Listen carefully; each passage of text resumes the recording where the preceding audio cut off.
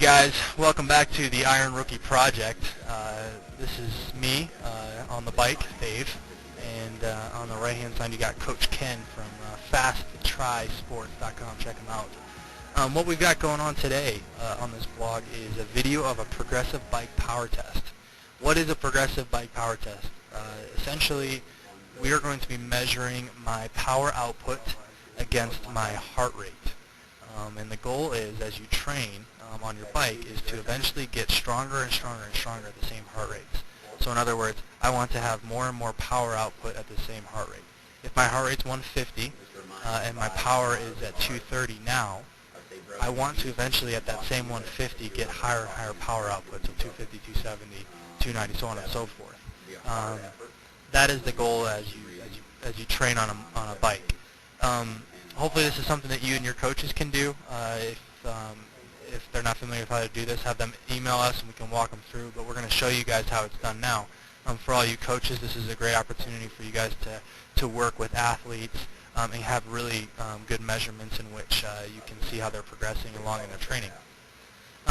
Along with this video, you can see the charted results on the blog. So if you take a look at the blog just below the video, which is where you're at right now watching the video, you should be able to see how we progress. I'm going to splice the video up a little bit so you guys aren't watching this for 30 minutes. It should be just shy of 10, so we're going to explain as we go throughout what's going on. I'll try to chime in and explain what we've got going on with this progressive bike power test. So enjoy. Right now we're on a CompuTrainer. If you check them out there if you Google CompuTrainer, you can find them, or if you go to www.racermateinc.com and check them out. This is a great resource. We're going to talk about them a little bit later, so I won't go into too much detail. But check them out. This is a great resource, especially for those that train indoors for a good portion of the year like we do here in Colorado. So enjoy the video, and we'll do our best to keep you abreast as to what is going on in the video. What's good wattage? Bump it. One of the first things athletes will ask is, what is a good power output? So I asked that question, and Ken answers that now. Perceived effort? Scale of 1 to 10. I feel pretty comfortable. I'd say 4. Okay. Dave just asked a good question. He asked me, what's a good power? That's a question that's fairly common during this process, so people have a target they want to shoot for. Short answer is it depends on the athlete. Similar to an airplane, what's important is the power to weight ratio. So what's good for one athlete may not be good for another athlete. Such as myself, I'm a little smaller than Dave is. Dave should be able to put out higher power. Whereas if I was holding the same power numbers Dave was, that makes me go faster because I'm a smaller, lighter athlete. Also smaller into the wind. So short answer is there is no answer. It just depends on the athlete. Good question. Okay, coming up on the next minute. Going up to 210 now. That was 190. Heart rate was at 145. 4 still? Okay. Good. So you just heard Ken tell me that I was at 190 watts and my heart rate is at 145. My perceived exertion at that point was a level 4, so that's just before broken speech. Yeah, for right now, Dave. Okay.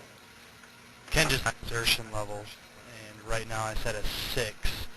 My heart rate is at 150 or 161, and my power output is at 270.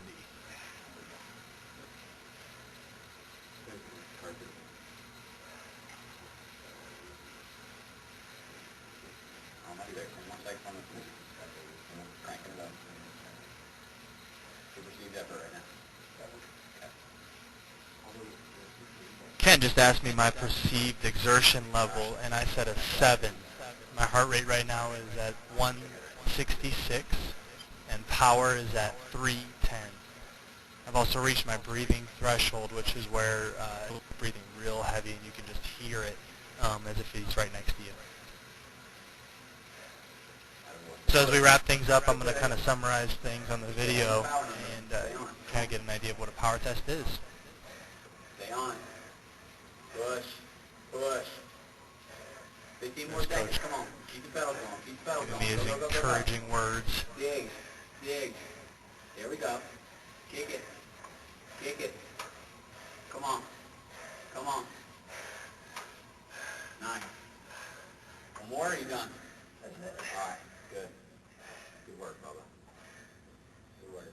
Take all your weight off. And that pretty much wraps things up. We had a couple other staff members walking around snapping some photos. So those are those people that are walking by. So I'll summarize things as soon as I catch my breath. Good effort, man. Good effort.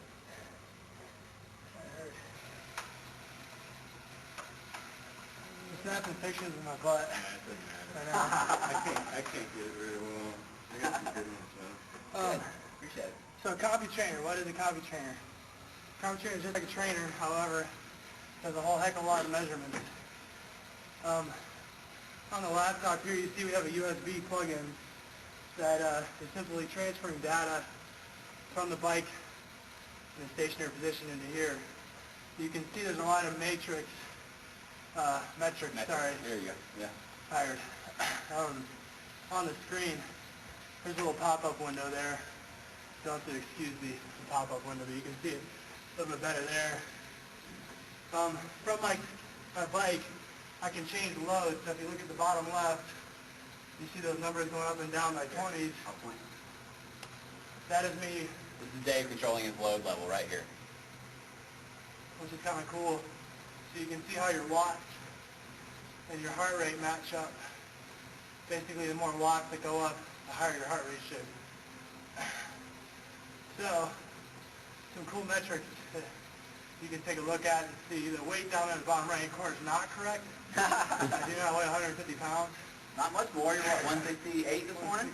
168. Okay, so he's 168 club. So this is more the coaching side.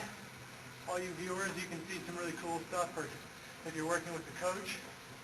They can take a lot of this information and do a whole heck of a lot of tailoring of your workout to that. So if you swing over here, you can see more of the... This console here does quite a bit. You can start and stop your race if you're doing a race, start and stop your workout, change the display, increase or decrease load, stuff like that. This all comes off. It's just a little spin the button, it comes off. You can take your bike out on the road. Really easy device to hook up. If you look in the back, there's a power supply running through the back flywheel, and that is automatically changing resistance for me. So I don't have to go back there at all. I'm changing resistance, it basically does it for me. So what Ken's doing right now, if he scrolls down, there's an Iron Man Lake Placid video. And then you can see what the course would look like if we were racing like we will be here shortly. So he selected the race. It's a 2-mile or 2-lap course, 56 miles. And basically by me hitting start here, that's not what Lake Placid would look like, by the way. It's just a set background. Here, let's change it. We'll get something accurate. Well, no, leave it. so I'm just going to hit start. And we'll show you some more about real course video later. So you can see it kind of gets you going.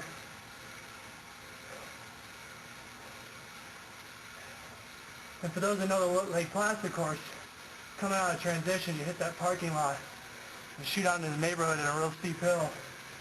And there's a hairpin up here, and that's what it actually looks like. Just a desert landscape.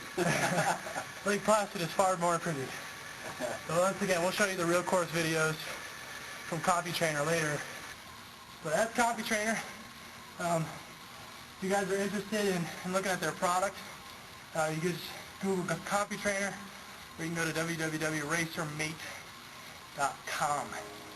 A lot of great products out of those guys. There's a lot more information on their website, so check it out.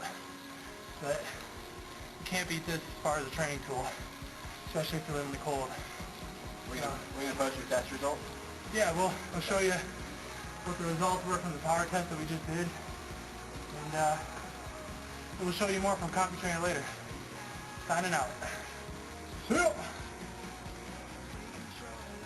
I like her. Yeah,